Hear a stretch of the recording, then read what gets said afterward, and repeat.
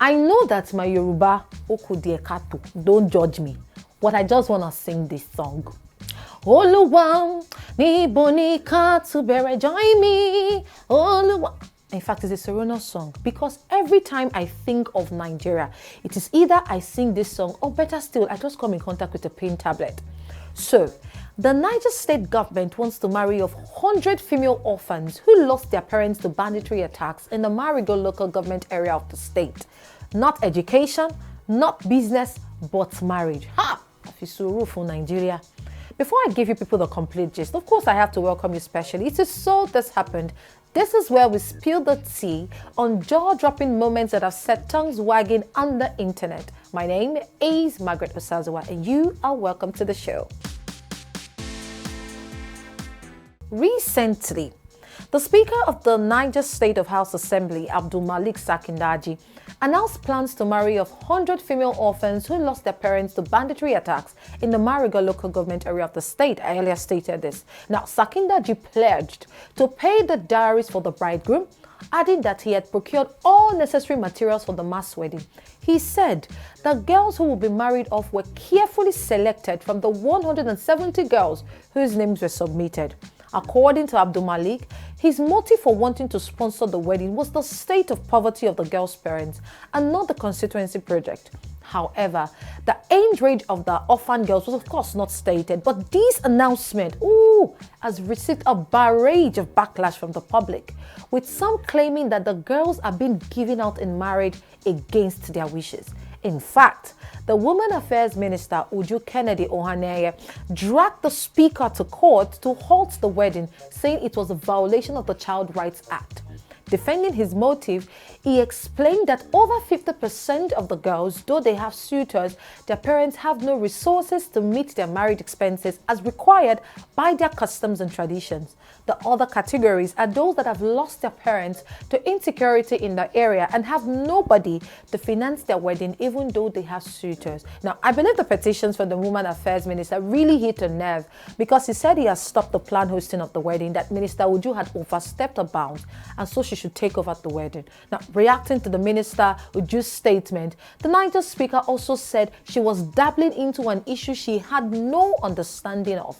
Guys, I'm sure you have all read the story, and if you have not, I implore you to rush to Punch newspaper and have a good read. Then come back and let's discuss this in the comment section. Did Minister Uju really overstep her bounds, or is this truly a show of love from the government to his people? And now that takes us to story 2. Let's talk about what? Let's talk about pleasure. The ultimate thrill ride with a one-way ticket to either La La Land or the underworld. You know that saying, too much of everything is bad. It is said for a reason. A man has hung himself after he strangled his girlfriend to death in a sex game gone wrong, an inquest is heard. Georgia May Brooke, age 26, and Luke Cannon, age 31, had taken cocaine, GHB, and alcohol before engaging in rough sex. But Mr. Cannon, our personal trainer and gym teacher, choked Miss Brooke, our professional dancer, until she fell unconscious and went into cardiac arrest. Paramedics found Miss Brooke naked and without a pulse on her boyfriend's bed. She was later pronounced dead at Bradford Royal Infirmary, but Mr. Cannon had fled the hospital before medical staff alerted the police.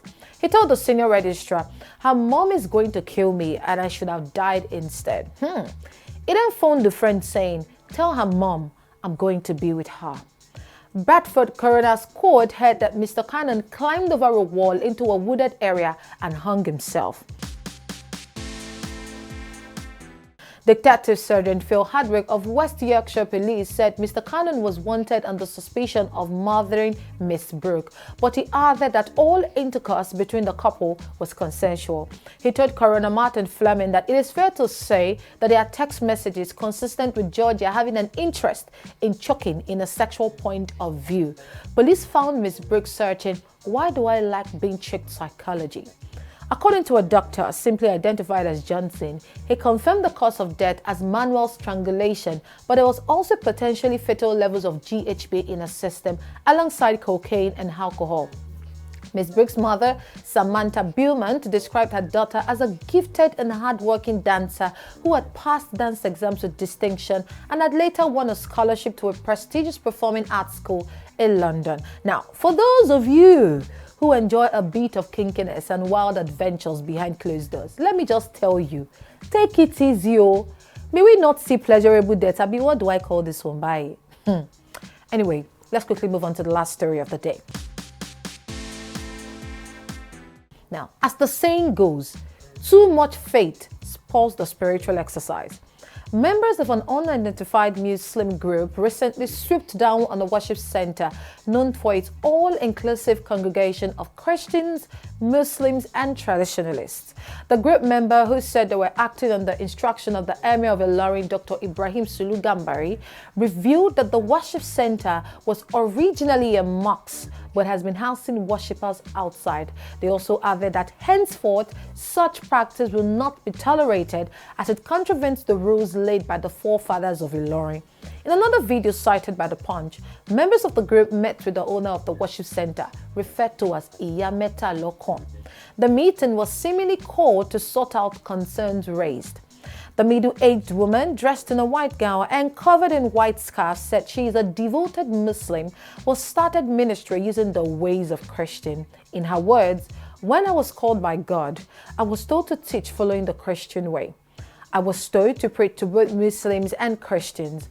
I have been on the mountain. When Muslims come, we pray likewise for Christians." She also added that focusing only on Islam will be difficult as that will be against her spiritual call. Now, for me, it appears that this woman's divine calling is all about creating a harmonious blend of traditions, proving that when it comes to spirituality, sometimes the best recipe involves a little bit of everything. Am I right or am I right? Let me know in the comment section below. With this, we have come to the end of another episode of So This Happened. Please feel free to like, comment, subscribe on all of our social media platforms. My name is Margaret Osazua. Bye for now.